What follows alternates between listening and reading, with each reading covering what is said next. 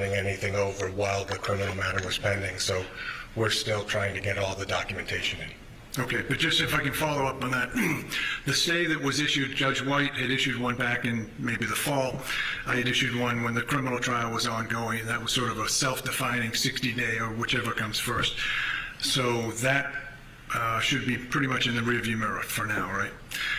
I recognize that, Your Honor. Right. So when the stay was lifted, all discovery was served on the parties or thereabouts. When you say discovery, we're talking about depositions, documents, notices of depositions, or no? Only one deposition has been noticed, and it's been tabled because we don't have any documents at this stage. I see. Okay. So it's really the paper discovery that you're looking for. And when you say the DA's office, that obviously is not the defendants. That's going in a different direction, but you're pursuing that sort of on your own?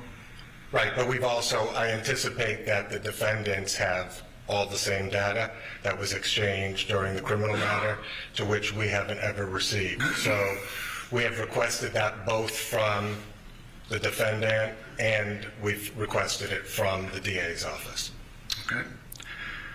It is coming in from the DA's office in parts, and I anticipate we should have it all within the next 21 days, is my guess.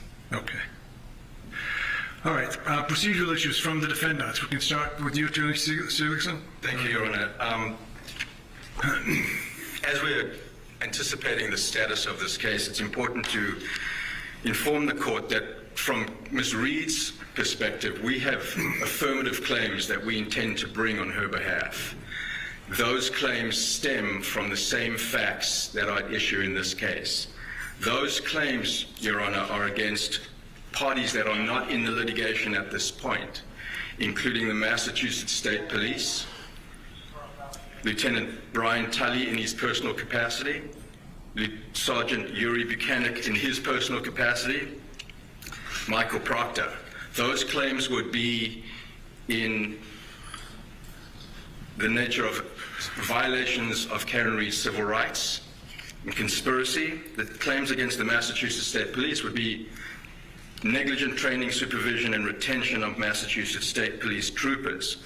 We also intend, Your Honor, to bring claims, affirmative claims, against Brian Albert, Nicole Albert, Matthew McCabe, Jennifer McCabe, and Brian Higgins, who were the occupants of 34 Fairview Road in Canton on the night in question.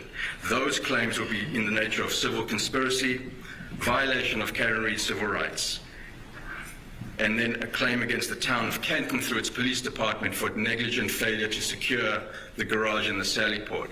We asking the court's permission to bring those claims in this case because they do arise out of the same nucleus of operative facts. In order for us to fairly defend Ms. Reed in this case, those claims, those parties need to be asserted in this case. What we'd like to ask the court's indulgence for is we have a proposal of how to bring those claims in, given the voluminous nature of this case. That would be 10 additional parties coming in. To do that, we would be alleging that the individuals in the House diverted attention away from themselves towards Ms. Reed, that law enforcement then acting on that diverted attention away from her, because the people in the House were either police or police adjacent who were socially and personally connected. Then they collectively conspired to ensure that what happened in the House was not explored and investigated. And instead, Ms. Reed was wrongfully targeted, maliciously prosecuted, made to face 2 criminal trials for the death of John O'Keefe, and is now facing allegations of wrongful death, all stemming from the same claims. How do we synthesize the process to bring these claims and parties in? What we're asking the court to consider is for us, at the time we file her answer to the complaint, we've got some claims that we're asking to be dismissed, regardless of how the court decides those. We still have to file an answer on her behalf. Our suggestion would be to file those claims against those parties in the same pleading, serve all of those new parties with that complaint. Allow them 30 days, not the normal 20 days, to respond, so the court can have one hearing on whether some may bring dispositive motions, some may file general answers, so that we can then decide how and who is in the case and proceed forward. So I bring that to the court's attention.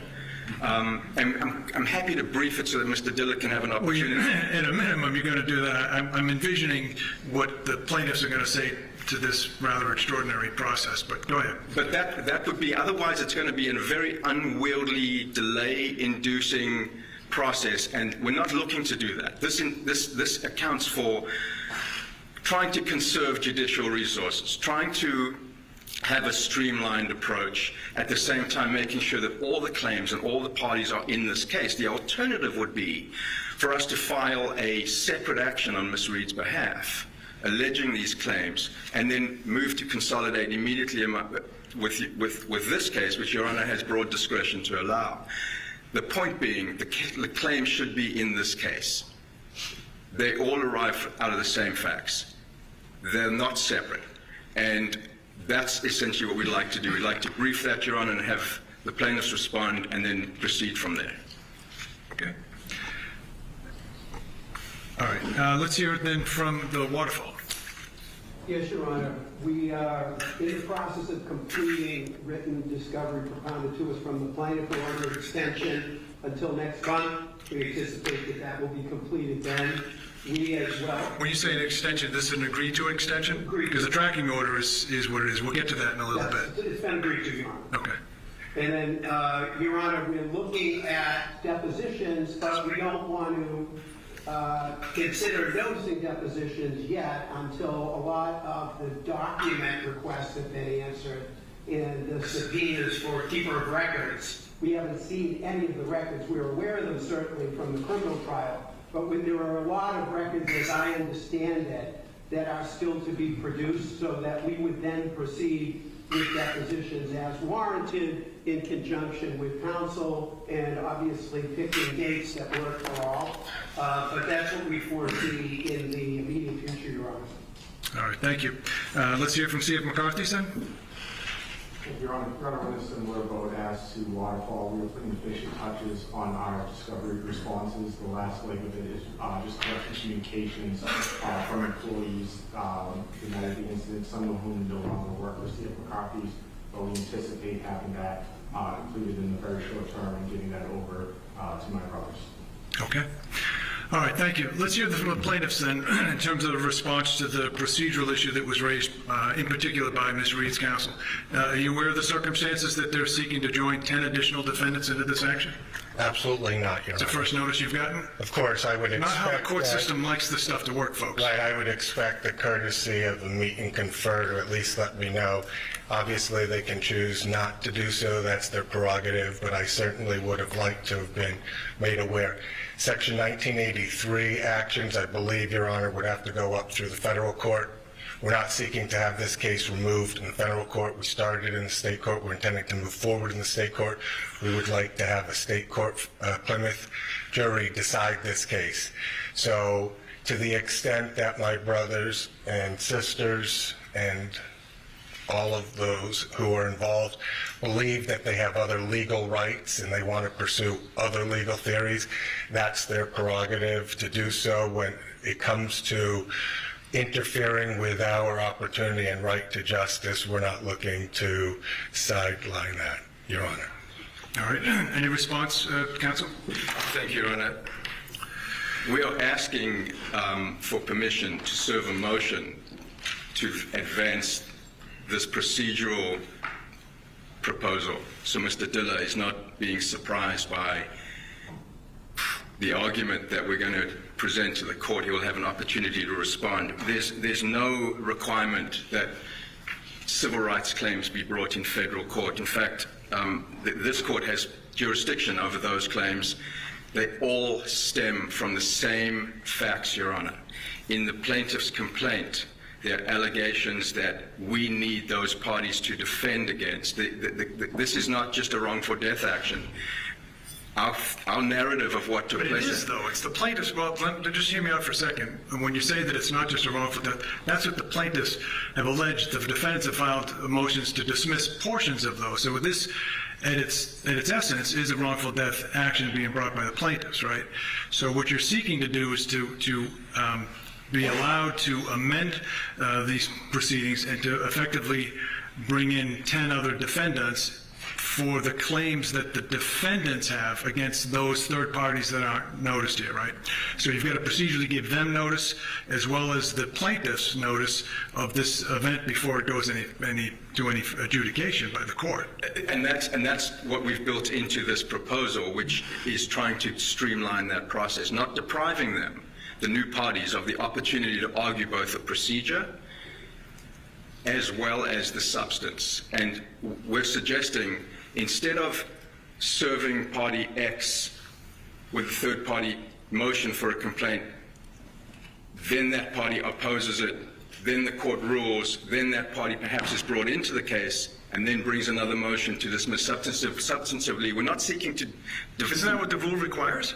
The rule does require that, but the court has discretion to consider the streamlined approach, and we'd like to brief that for Your Honor, but we're raising it at the status conference so that, because we are scheduling deadlines and events out into the future, we'd like to at least have the opportunity to advance that argument for the court and allow Mr. Diller to respond to it, and then we will act accordingly. That's the purpose of the disclosure of this today, Your Honor. All right, so I don't know that there's any ruling by the court today that would have to be made relative to that, because it isn't even filed yet, so that there's nothing before the court. So ideally, what my instructions to the clerk's office by setting this event up was to get a trial date from you folks and then work backwards, like we would do with any wrongful death tort action, which this case is. I take exception to the defendant's notion that this is not just a tort action. It is. That's what it is. It's a civil case. I know there's a lot of people who are interested in this case, but at its heart, there are at this time eight parties involved in this case, correct? Yes, sir. There's 5 for the plaintiff, and there's 3 for the defendants, 2 corporations and Ms. Reed. So that's the way the case is shaping up. You've got your tracking order, so you understand what the deadlines are now. I have the tracking order, I think, basically shows this case as having discovery. Yeah, your discovery is supposed to close August of next year. Your Rule 56 motions to be done by October-ish of next year. Final pretrial conference February of 2027, with judgment by August 26th of 2027. So that's what the tracking order has in store as the case stands now, right?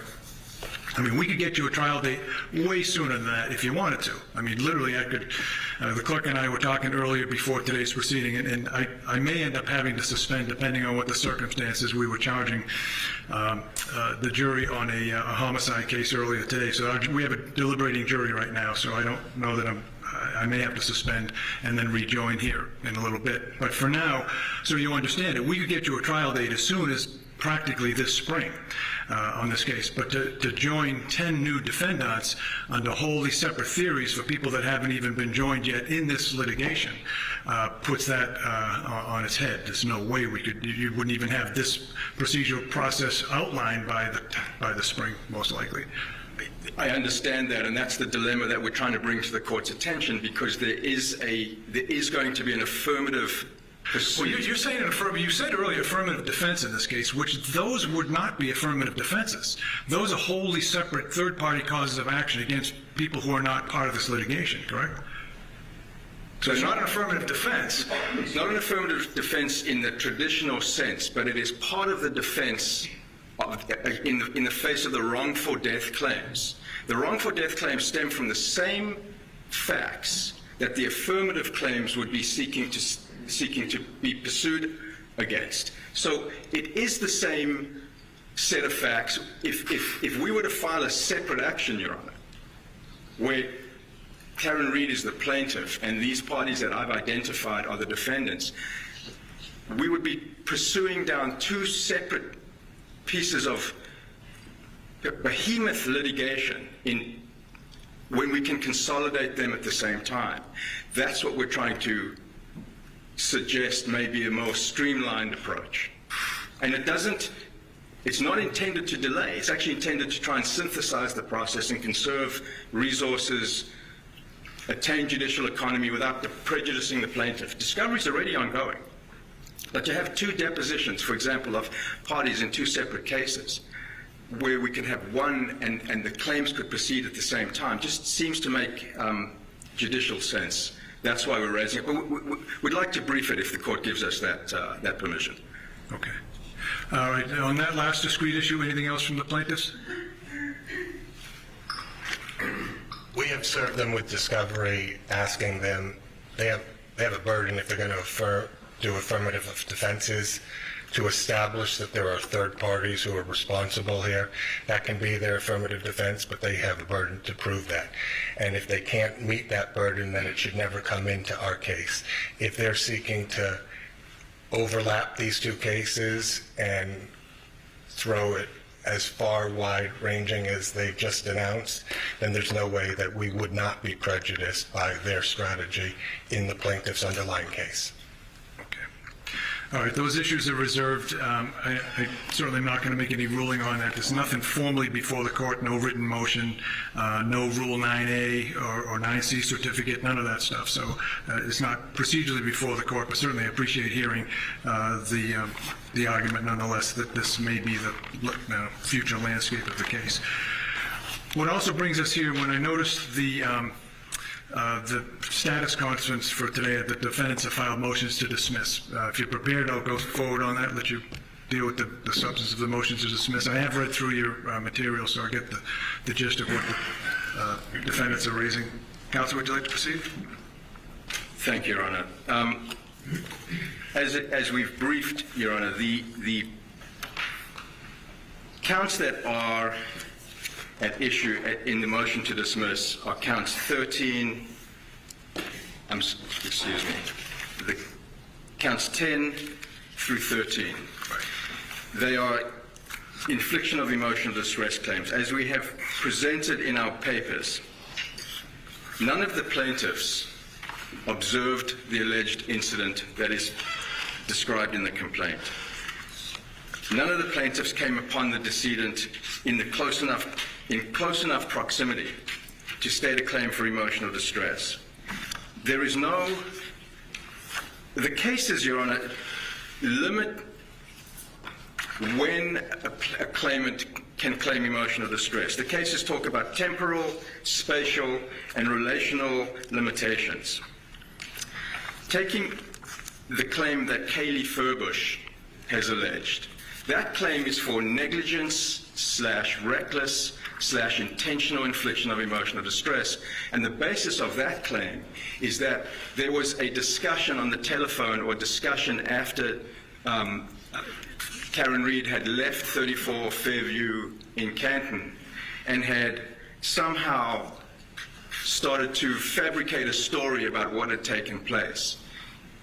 Kaylee Furbush was not at the scene, and the perception of someone dying is not an actionable claim under any case that we can find in Massachusetts state law. So she wasn't at the scene, didn't come upon the decedent, and therefore doesn't have the same types of proof, at least is played in the complaint, that would satisfy the limitations that the case law sets out, the temporal, the spatial, and the relational. With respect to the claims of emotional distress that have been brought by John O'Keefe's mother, father, and brother, again, they were not witnesses to the event. They came upon him many hours later. There are cases, and particularly the Cohen case that is cited in our brief, that speaks to the time that passes between an alleged event and when a family member or a bystander witnesses the consequences of that alleged event. And in that Cohen case, the court speaks to the fact that the mother of a young man that died in a plane crash didn't get to find out about it until many, many, many hours later, and the court denied the right to pursue an emotional distress claim. More importantly, Your Honor, there is a remedy here. If for the sake of argument, there is a remedy here through the wrongful death statute. And the wrongful death statute compensates for the types of harms that are alleged in the complaint. So what we're asking the court to do is to dismiss out the emotional distress claims because they are duplicative and allow the plaintiffs to pursue the wrongful death action singularly. And we rest on our papers. Thank you, Judge. All right, thank you. So let's turn to the other defendants, if they want to be heard. You've filed separate motions, essentially arguing the same relief, but if you have anything you want to add, you certainly can. The Waterfall? Yes, Your Honor. We have the Waterfall. Just very briefly, I think the distinction here that counsel's making is that these claims, these infliction of emotional distress claims, are intended when you're in the zone of danger or you're a recipient witness. And in this instance, it's many, many hours later that the parents are seeing the decedent in the hospital. I think it's after 7:50 a.m.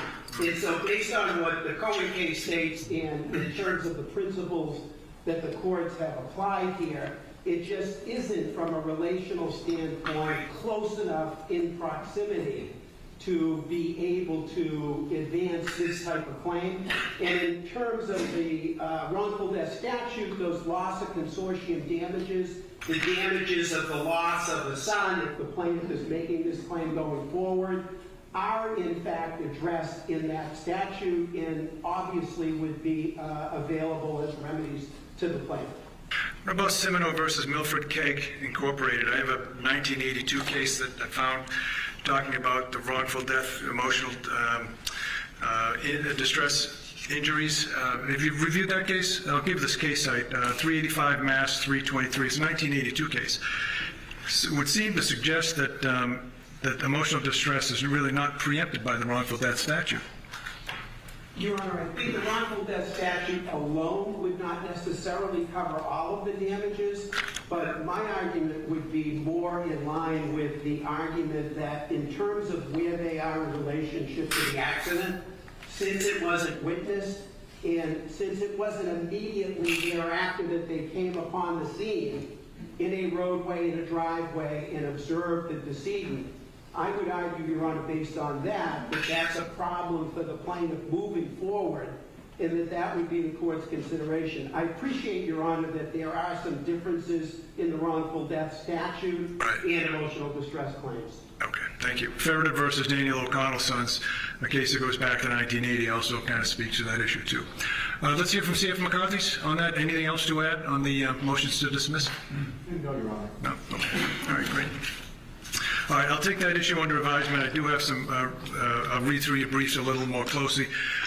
You know, allow us to? Yeah, of course. What I was going to say is that what will happen in just a few moments, I'm going to give the plaintiff an opportunity to respond to that. But I want everyone who's sitting here to understand that the comments I'm making now are not really doing other than just trying to tease out what the issues are. Motions to dismiss are not based upon the evidence, but rather on the allegations that are contained in the complaint. And those allegations, for purposes of a motion to dismiss, have to be accepted as true. And the question is whether or not the plaintiffs have stated a plausible claim under the case law, Iacchino and others that deal with this issue. So with that context, plaintiff, if you want to respond to both the motions to dismiss raised by, I should say, both the two corporate defendants and Ms. Reed. I do, Your Honor. Thank you. The question that's really posed for this court is, like you just said, assuming all facts are true, indulging every inference in the plaintiff's favor, does the plaintiff's complaint plausibly suggest that plaintiffs are entitled to relief? The answer is yes. This is a motion to dismiss. The lowest standard, the Brum case, plaintiff's obstacle is a minimal hurdle, a relatively light burden, so long as the court looks at the allegations holistically. If relief to the plaintiff is plausible, by the cumulative effect of all the factual allegations pled, we survive the motion to dismiss standard and we move forward to discovery like we should in all cases and in this one. There are three arguments that my brothers have put forward in this case. We oppose all three of them as follows. Number one, the defendants incorrectly state the law by suggesting that NIED claims are subsumed or preempted by the wrongful death statute. Number two, Your Honor, the defendants improperly seek to limit the scope of NIED claims by creating an arbitrary bright-line test for such cases. Number three, Your Honor, the defendants failed to holistically consider the facts alleged and the known vulnerabilities of the plaintiffs when evaluating the defendant's extreme and outrageous conduct in violation of the infliction of emotional distress standard. I recognize that this court is not new to this case, and I recognize that most people already understand the facts, but I think it is important and significant that I at least highlight the ones that will be at issue here today. Throughout, we intend, like we did in the complaint, to refer to John O'Keefe as JJ. That is what he was affectionately referred to by his niece and nephew. JJ no longer has a voice. His life was wrongfully taken on January 29th, 2022. He lived a life of service. He was a Boston police officer, and his personal life, when JJ's older sister and brother-in-law tragically passed 2 months apart from each other, leaving 2 young children orphaned, JJ stepped up. He agreed to parent those children, to raise them as his own, and to support them. Fast forward to 2022, Your Honor. JJ is involved in a relationship with Miss Reed. It's been going on for a period of time at that time. January 29th, 2022, Karen drives drunk. She reverses her SUV. She knocks JJ down. She leaves him to die in the cold. And Reed knows that she strikes the plaintiff. Rather than seeking to help or calling 911, she returns to JJ's home. There, JJ's 14-year-old niece, Kaylee, a plaintiff in this case, is home alone, asleep. That's when Karen starts plotting. Now, it is significant for the facts for you to understand the context here. Karen Reed knows Kaylee well. She's been in her life for almost up to 2 years. She has served as a part-time maternal figure in her life. She knows that Kaylee is a vulnerable child, having lost 2 parents tragically. And 1 to 2 hours before JJ's body is ever found, before anybody knows his whereabouts, Karen Reed decides to wake up Kaylee in a panic. She tells Kaylee something happened to JJ. He's dead. He's been hit by a plow. Did I hit him? All to a 14-year-old child woken up from sleep who's already lost 2 parents. After provoking this chaos in the middle of the night, Miss Reed leaves Kaylee alone, vulnerable, shocked, and afraid. It's now 1 to 2 hours later. It's at or around 6 a.m. in the morning. JJ's injured body is now found. Right where Karen left him, buried in the snow, 911 is called. Now is when JJ's family learns of JJ's injury. JJ's injuries at this point enter into the O'Keefe's consciousness. At around 6 a.m., they rush to the hospital.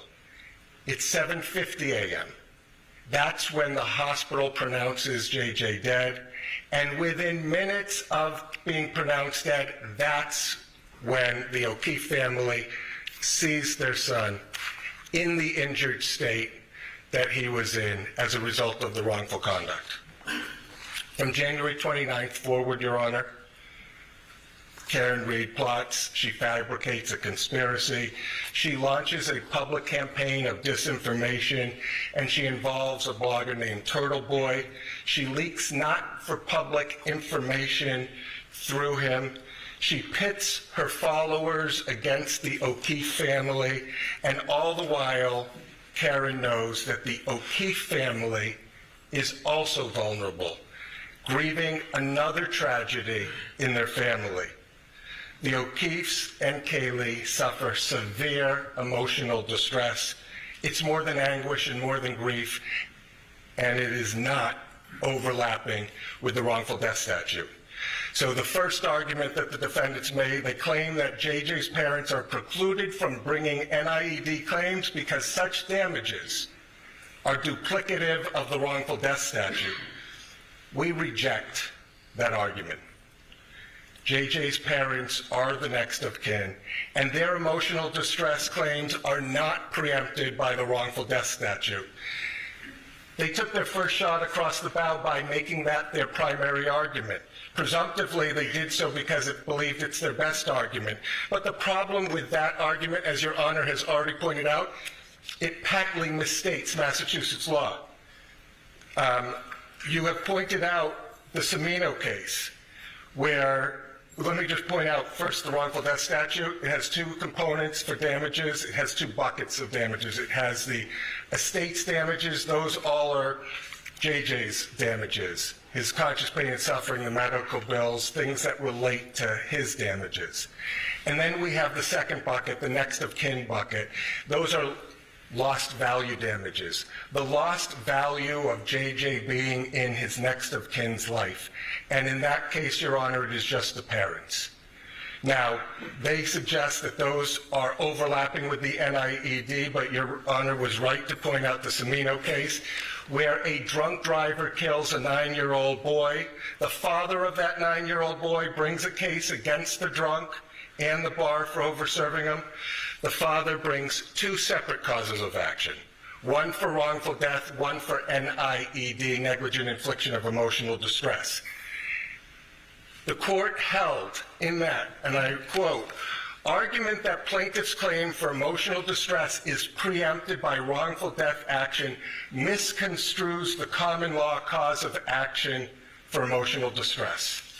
Emotional distress, as the concept has evolved in the Commonwealth, is a severe psychological shock directly resulting from experiencing or witnessing the effects of the defendant's conduct.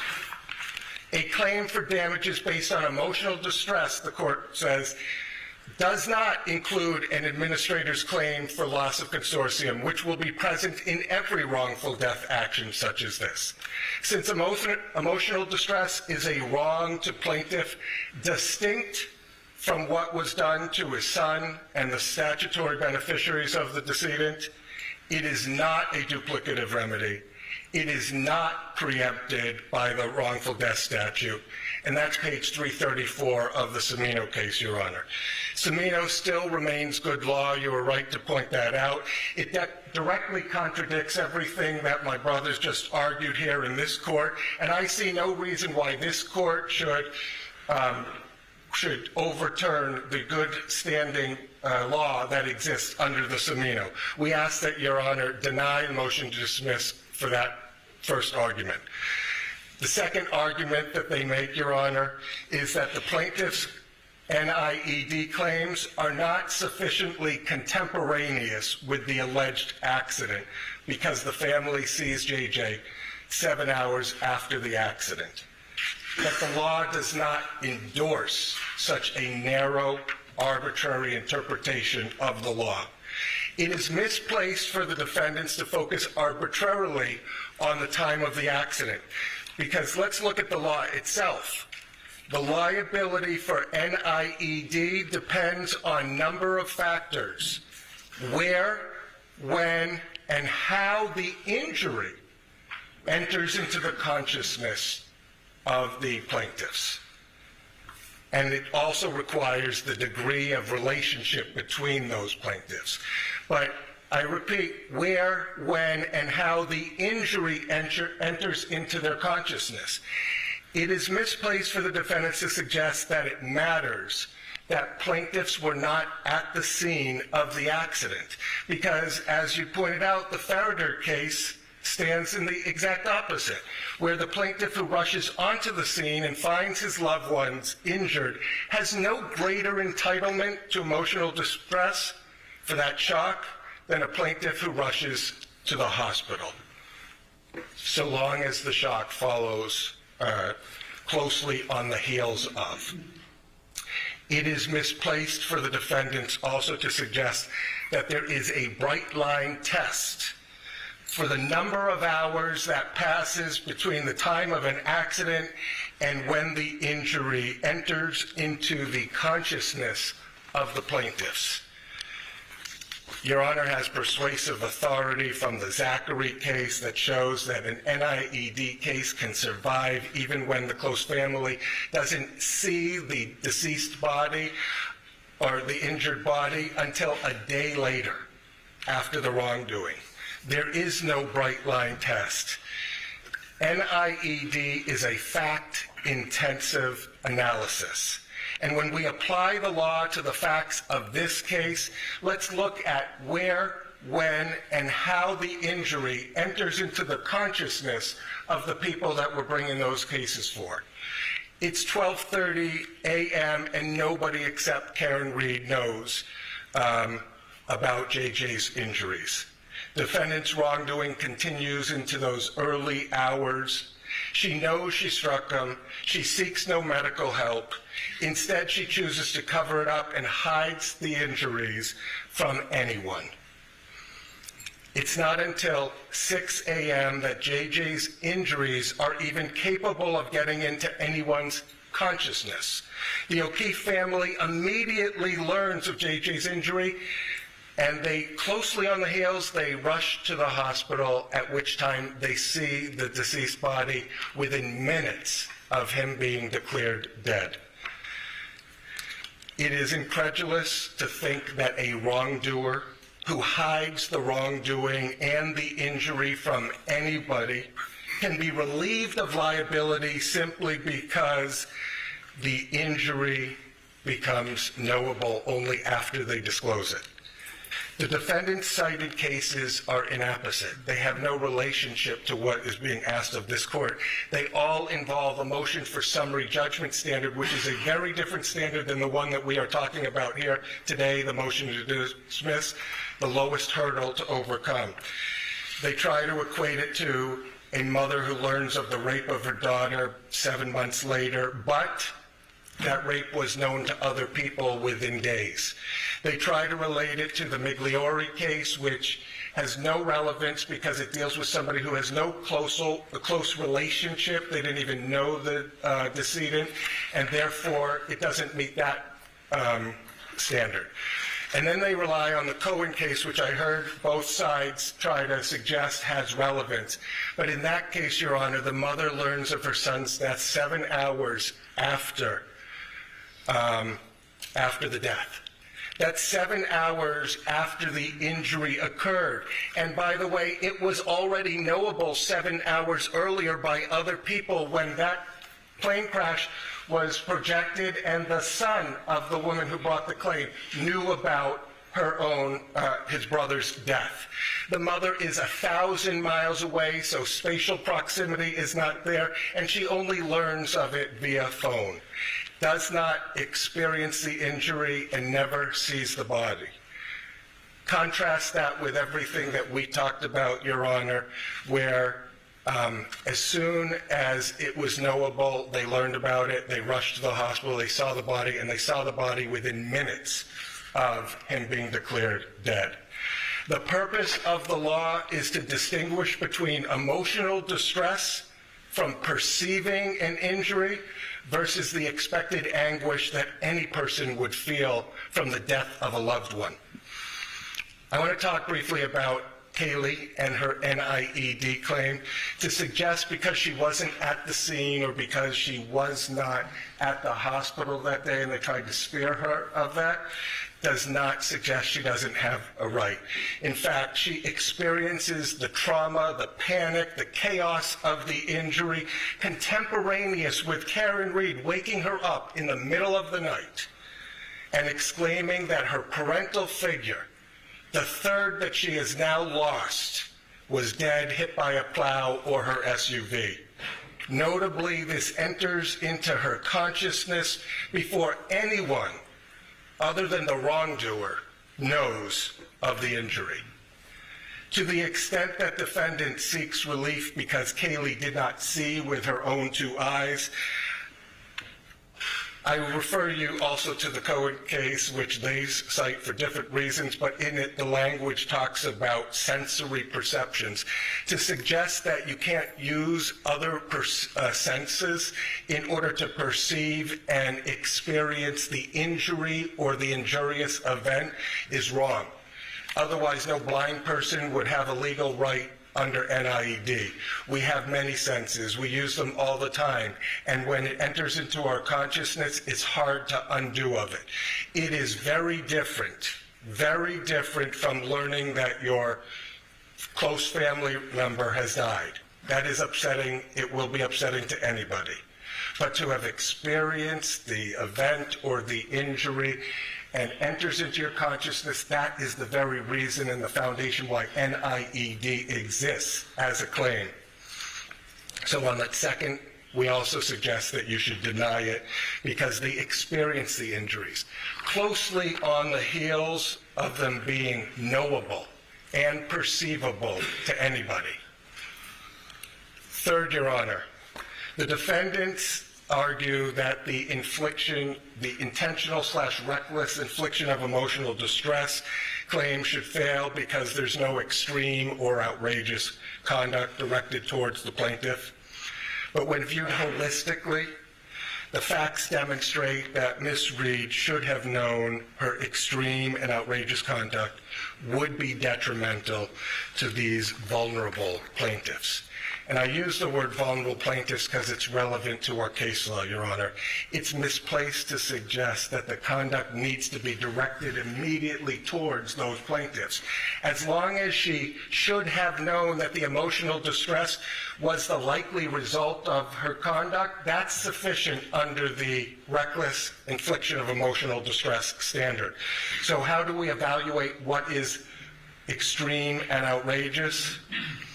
It's fact-intensive, but the law does recognize that some critically important factors that need to be considered when evaluating what is extreme and outrageous. Plaintiff's susceptibility, defendant's knowledge of that susceptibility, and the relationship between defendant and plaintiff. The case law all suggests that that gives rise to extreme and outrageous conduct. In evaluating whether defendant's conduct was extreme and outrageous, the courts should consider whether individuals at whom conduct is directed is known to be particularly susceptible to infliction of emotional distress. Boyle versus Wenck, 1979 case we cited to, Your Honor. Our case law has recognized susceptibilities to evaluate extreme and outrageous conduct to be a recent hospitalization in the Boyle case, a cancer patient in the Harrison case, elderly or frail people in the Bailey case, or children, minors, based on their age in the Sarkonis case, all that we've cited to, Your Honor, and I'm happy to give you cites. The law in Roman versus Trustees of Tufts College says, as it relates to this, the court should put as harsh a face on the defendant's actions as the basic facts would reasonably allow. The relationship of a plaintiff to the defendant and her knowledge of the plaintiff's sensitivities is an important consideration in determining whether the challenge conduct satisfies the extreme and outrageous conduct. That's the Russell case. Let's talk about Kaylee as it relates to the infliction of emotional distress. Should defendant Karen Reed have known that emotional distress was the likely result of her conduct? Was defendant's conduct extreme and outrageous? Those are the questions that ultimately we pose to a jury. Kaylee was young, 14 years old. The defendant had a relationship with her, knew she was emotionally fragile, knew she was orphaned at the age of 6, knew that she lost both parents tragically. The defendant assumed this pseudo-parental role with Kaylee for nearly up to 2 years. The defendant, Ms. Reed, knows that she knocked JJ down. It's in the middle of the night. She wakes up Kaylee abruptly. She talks about JJ being dead being struck by a plow, being struck by a vehicle. Mind you, this is all hours. Hours before anybody has even discovered his body, and she is now actively talking about him being dead. Then, after creating this chaotic, upsetting situation in this young, fragile girl's psyche, she leaves her. She leaves her home alone, shocked and frightened. Compound that by defendant's choice to speak her false narrative publicly, to use social media, to leak public information through Turtle Boy, to control that narrative. Why is Turtle Boy out there saying the O'Keefe's family period of grief has expired and they are now fair game? Who leaked the autopsy photos that got published by Turtle Boy for this vulnerable family to have to be exposed to that they weren't seeing before? To the extent that the defendant argues that this is not extreme and outrageous, remember the law. It is the jury's role to decide whether the defendant's conduct was rude and clumsy or extreme and outrageous. That comes right from the family, Your Honor. Should the defendant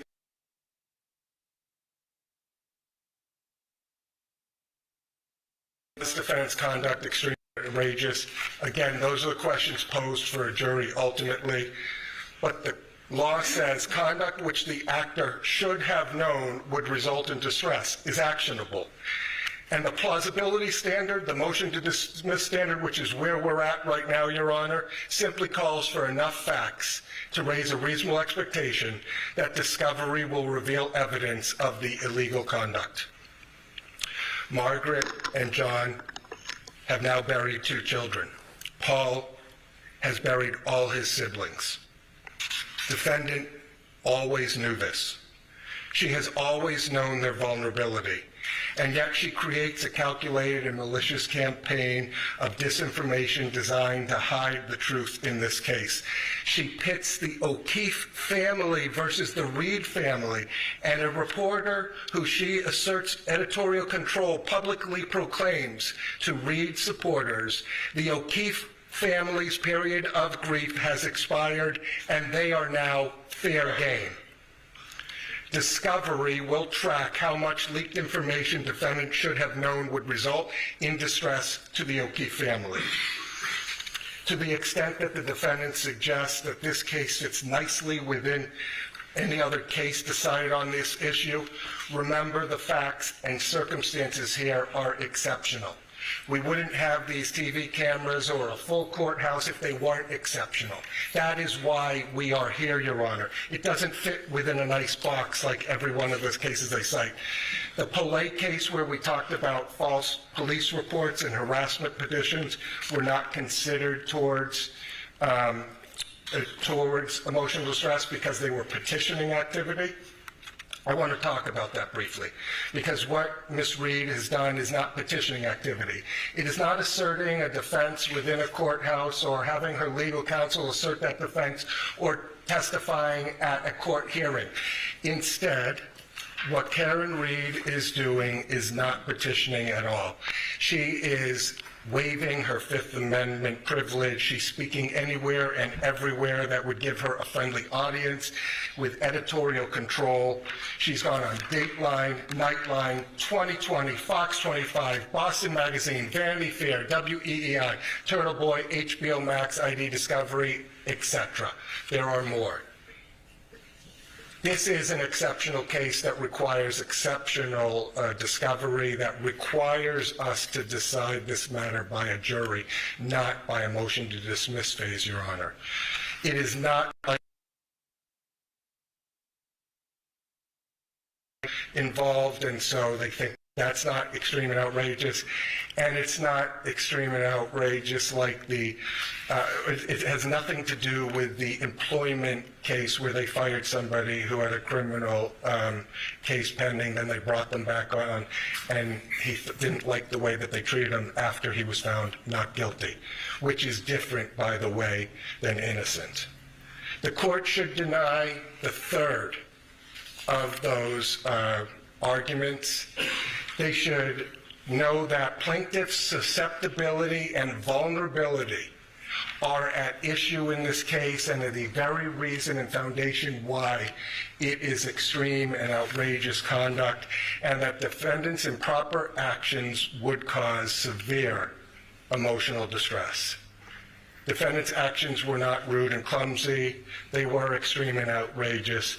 We ask Your Honor to allow this case to go forward with discovery, allow us to explore each and every one of those issues, because these are real damages for real people who have suffered long enough. Thank you. All right, thank you. Any response from the defense? Your Honor, briefly. Firstly, those allegations contained in the complaint are allegations which we will refute. Counsel cites to the Camino case, relies heavily on it. What counsel didn't tell the court is that in the Camino case, the father of the child who died in the car accident was himself hit. Part of the car accident. Gets up, runs to see his son. It's contemporaneous. It's at the time of the event.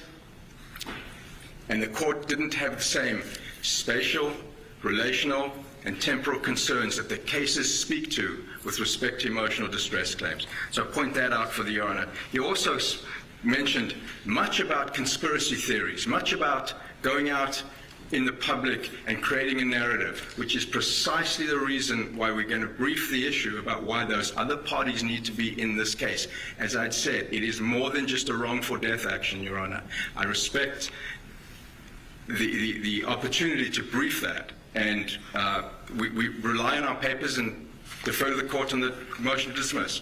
All right, thank you. Any other defendants wish to be heard on the issue? Anything else? All right, thank you. Certainly, there's a lot to the complaint, and again, for the record, so that people understand this, this is a pre-discovery form of relief that the defendants have sought by way of dismissing certain of the counts that are in this complaint, and the court has to consider the allegations as being truthful and every reasonable inference to be drawn in support of that. So I will look forward to reviewing that. I'll issue a decision as soon as I can.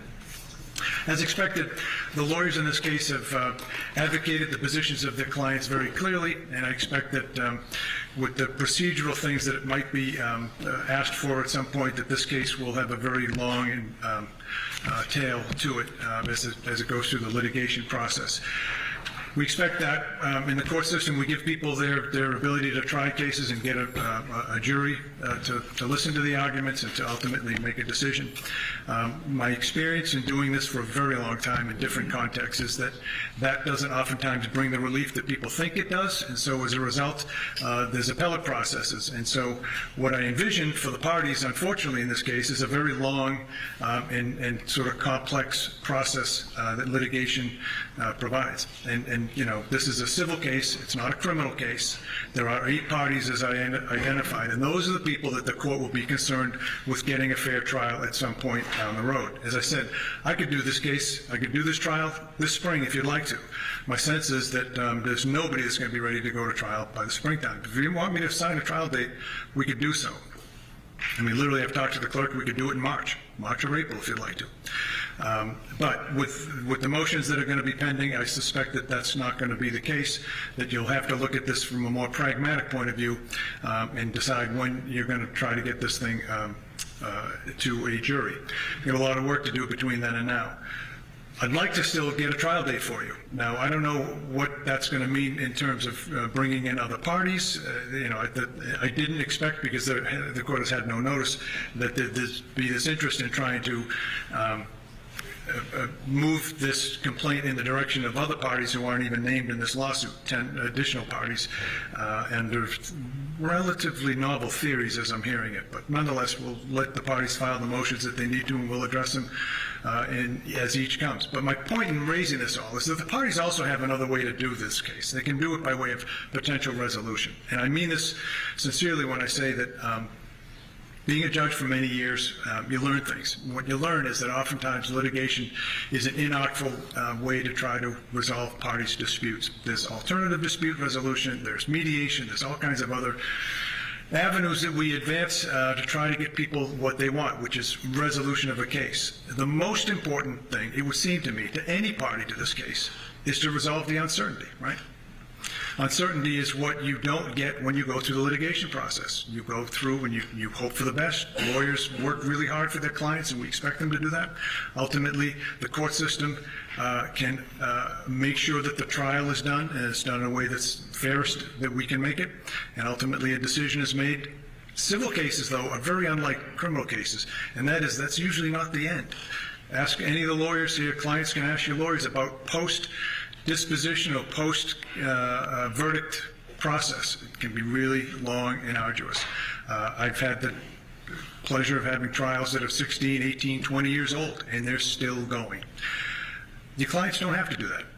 The clients can try to put some efforts, at least as much effort in the litigation process as trying to resolve it. Why do I say that? Because resolving cases resolves uncertainty, which is perhaps the most important thing any client can get in a case. I say that because you'll have that opportunity through all the process. You've heard me outline it. Your discovery isn't even closing until the discovery is going to close next December, but it's really 2027 that you're looking for a trial in this case realistically. Again, we could do it in 2026 in the spring if you want to. And I'm going to ask the parties to work collaboratively to try to come up with a trial date that is workable. I understand that's a wrench that's been thrown into the works because of this other process. We'll probably have to deal with that in the short term. I'll pledge to try to get you what you can as quickly as I can. I tend to get decisions out pretty quickly. I tend to try to move things to get parties what they want, which is ultimately their day in court. I'm just telling you at the outset that I think that it's worthy of exploring possible resolutions on your own. You can do it through this court. We have a mediation process that you can avail yourselves of, judicial settlement conferences. You can go through private neutrals, because there are now 8 parties involved in this case, 2 of which are corporate defendants, 1 of which is Ms. Reed. And so that's going to give you a lot of opportunity for dialogue. My sense is I'm probably wasting my time by doing it at this stage of the process, but I think it's important that your clients know that there is an alternative way out of this. Money damages are all the plaintiff can ask for. Nobody can restore, we say this when people lose loved ones or that they have some meaningful part of their body or mind that's been lost in a litigation. We can't restore that. We award money damages. And so ultimately that's what the imperfect litigation system will have. Knowing that, there's a huge opportunity to try to resolve a case like this, and I would urge the parties to have very frank discussions with their lawyers about that, and ask yourselves, is it worth going forward with all the uncertainty? And I'm not going to explore with your clients what everybody has to lose. Everyone knows that. If I were representing a plaintiff in this case, I would tell them all about things like the time it takes to get to litigation, what we have the burden of proof. Yes, it's easier with a burden of proof that's by a more likely than not standard versus a proof beyond a reasonable doubt, but still, it's a burden of proof nonetheless. But there's a time value of money. People don't, getting this behind them is an important issue.